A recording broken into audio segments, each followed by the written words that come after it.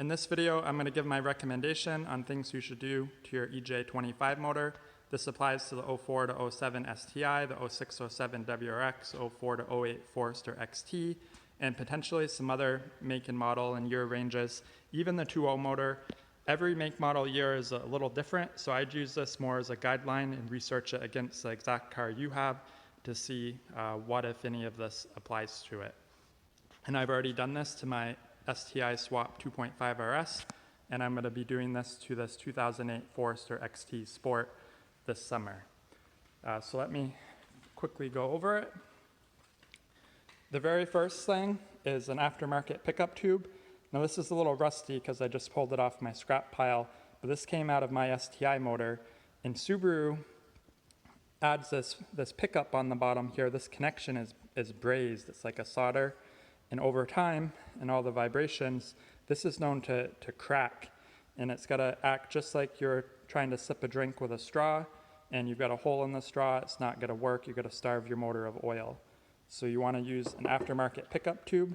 I recommend the one from Killer B. They also make a nice windage tray. And on theirs, everything is welded. It's not going to fail like this. The second thing I want to cover is the Banjo Bolts. And there's a lot of conflicting information online. I don't really trust any of it, so I want to check every possible location and every possible banjo bolt for the oil. But this is a banjo bolt. This is the one that comes off the feed for the turbo. And this 2008 didn't have one, but on some of these banjo bolts, there's an actual filter in here. It's like a screen. Subaru put those in there, and I think it kind of had a negative effect because if the oil had contaminants in it, those screens could get clogged, and then you wouldn't have oil passing through this banjo bolt. You'd end up starving your turbo of oil, can cause premature failure. The AVCS also have some banjo bolt filters, and you can have problems with your AVCS system, such as different check engine lights. So I like to check all of the banjo bolts, and this one's flat on top. A good rule of thumb, although I would take it with a grain of salt, is if it's flat on top, it probably doesn't have a filter, but I would still want to check it anyways. Some of the banjo bolts have a little nub, kind of like this front AVCS banjo bolt. See how it's got that nub on the top? That most likely has a filter in it. So you can use that as kind of a guideline, but I would check it anyways. Another thing that some people use as a guideline is the oil feed to the turbo. See, this is a direct feed. This probably didn't have a banjo bolt filter in it, and it didn't. On the ones where there's a union, meaning there's another line coming off this side, those usually have a banjo bolt filter in it.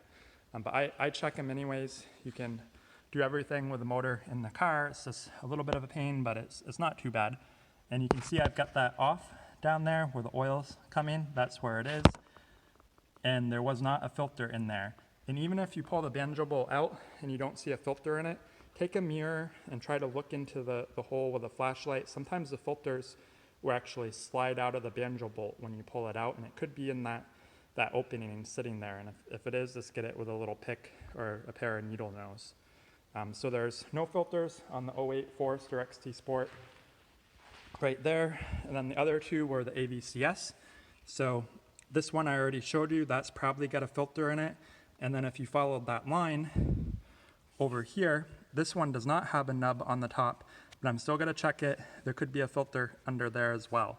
And you can't get to this front bolt unless the timing belt and stuff is off. You actually got to remove the cam gear to get that out. So the time to do it is when you do the timing belt. I'm going to be doing a timing belt job on this car probably 2 months from now, so I'll deal with the ABS stuff then. And then the same thing on this side, there's also an AVCS line with a potential of 2 banjo bolts there. So you have 2 banjo bolts, 2 banjo bolts, 1 banjo bolt for the turbo. You can also check the banjo bolt on the top if you want, but I think that's more of a restrictor. That didn't have a filter on it on this one. So if they have filters in there, just remove them, and you can save the life of your turbo if it were to clog. And the third thing is basically just oil recommendation. Whatever Subaru has on their cap, I think it's 5W30, I would use something that's heavier. Don't go get some 5W30 Mobile 1 and think you're doing your engine any favors. Use something that's heavier weight. I use Rotella T6 5W40. Some people use AMSOIL. There's a lot of other oils out there. As long as it's a heavier weight, you're probably good, but do some research on it and find something that you like, and preferably something that's local so you don't have to pay to ship anything. And then the very fourth and final thing is a Coolant Bypass Mod. And this is from VEMS Tuning. This is their sheet on it. I think you can download it right on their website. And they're local to me, which is great. So I use the exact same thing in my Subaru. And what it is exactly what it's called. It's a coolant bypass mod. So this back right cylinder typically runs hotter. There's not as much coolant flowing through here. It's kind of stagnant. And over here we've got the turbo, so there's coolant that runs through that side of the block. But this back right cylinder does not have a lot of flow through it, and the coolant's stagnant there. And this one often runs hotter than the others, and it's probably why if there's an engine failure, it's usually this back right cylinder. It's probably why Subaru decided to put the knock sensor over this back right cylinder. So what VEMS has is there's a plug on the block that you can get to underneath the car, and you remove this with a 12mm Allen key, and they make a AN fitting that goes in there, and a hose comes up, and it gives you this T, and you tap into your lower heater core line. You'll cut it, and then you connect one end to each side, and that allows the coolant to flow through that side of the head. And that will keep everything circulating, and it'll help level out the cylinder temperature for everything. So I always do those four things with a Subaru. It is a little bit of work. It's something you're probably going to want to do yourself versus paying somebody. It takes more than a day, especially if you got to do the timing belt and pull everything apart, and then trying to do the windage tray and the oil pickup with the motor in the car is also tricky, but it can be done.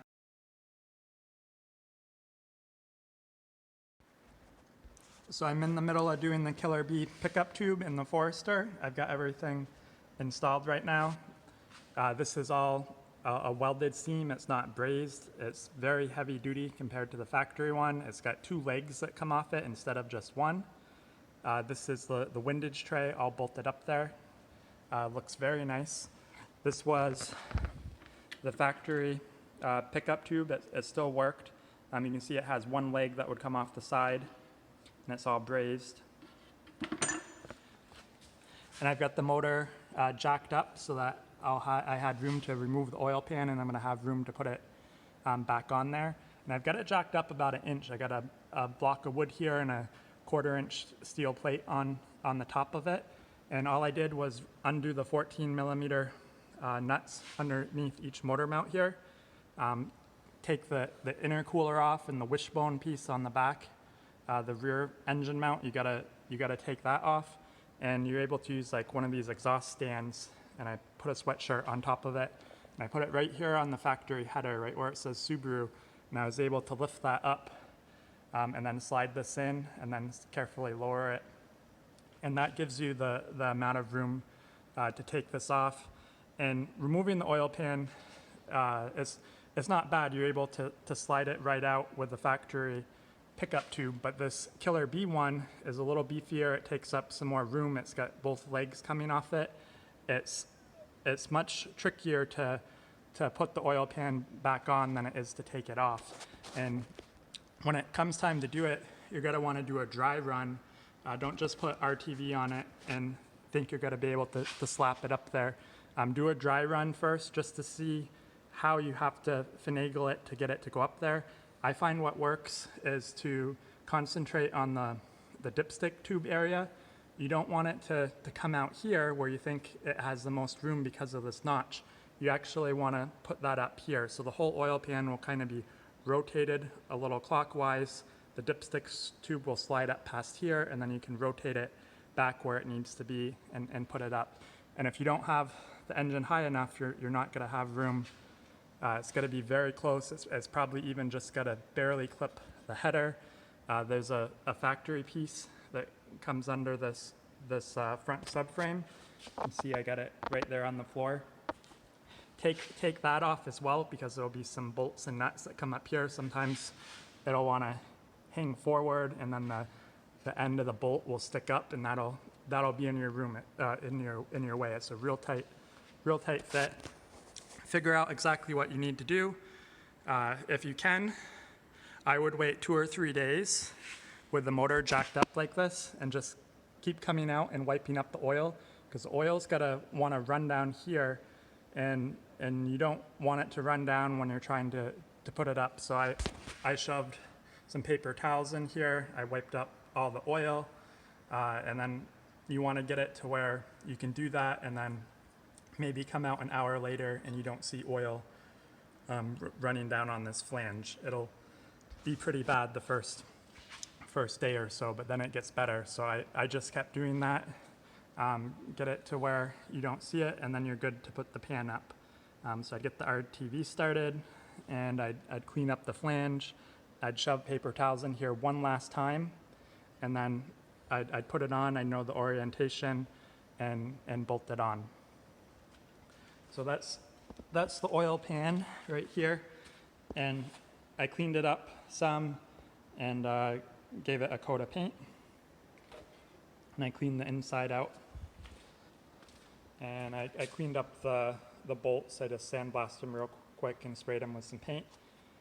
Cleaned up the crank pulley, and then I wanted to show you these Banjo Bolt filters, because when I was showing you the oil feed to the turbo, it didn't have any filters in it. These are the 2 AVCS filters that were shoved in the Banjo Bolt, and these screens can get clogged up. You can see where I kind of poked it to pull it out of the Banjo Bolt. I shoved a little pick in there.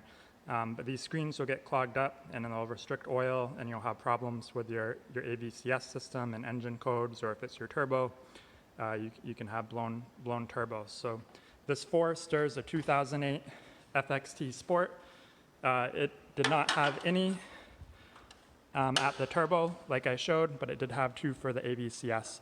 And I know I showed you the location of one of them, which was right here. So that's where the filter was. And then the other one, you could see where it started over here, right? So right here is the other end of that line. This is a flat top. There's no filter here. There's no filter on the other side, but there is on the other end of each line. And if you look at the line over there, it kind of runs underneath that manifold. And it's almost like you have to pull the manifold off to get to the other side of it. But it is right under the intake tube. It was a real pain to get to. If you pulled the manifold off, it would have been easier.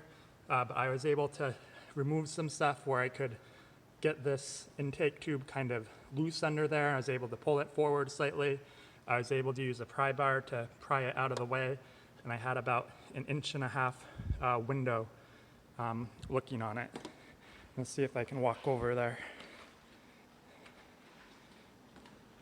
And you can see it from the top, but it's very tricky. Let's see if I can get in there. It is very tricky to see.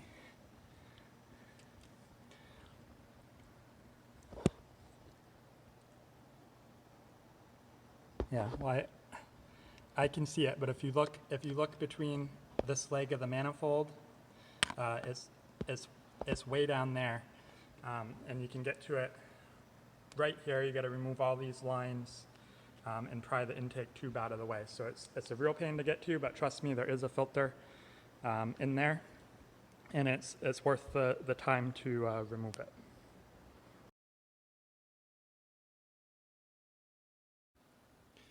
So one more important reminder, I got the timing belt and stuff all back on, and I put the dipstick tube in, and I noticed it wasn't sliding in quite all the way, and something looked weird here.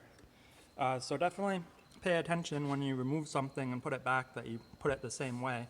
So this metal tube that I took out to get the filter out of this Banjo Bolt, I didn't put it back on the same way. It's actually flipped. This side is supposed to be put in over there, and because of that, it's interfering with the dipstick tube. It's not causing it to go in all the way, and I want to make sure I have accurate oil readings, so I'm taking it all apart, which is a pain. I guess it's not too bad because I just did it. But there is another video that shows how to do this, and it was really helpful. I'll put a link in the description. But you just wrap the belt around it, some vice grips, go over this idler, and then vice grip it on here, and you'll be able to loosen this. And I always clock this in the right direction because you can turn it one way and there's resistance, and then another way and there's resistance.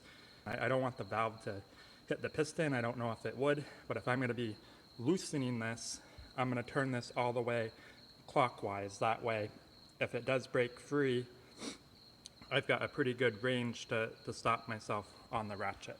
Let me just show you what it looks like over here. So you can see that curved part is supposed to flare around here. This goes down there. This dipstick thing goes on the inside of it, and that allows it to be closer and slide into the pan more. So I should have caught that. I wasn't thinking. I don't like to show my mistakes, but if it saves someone else from doing it, I might as well.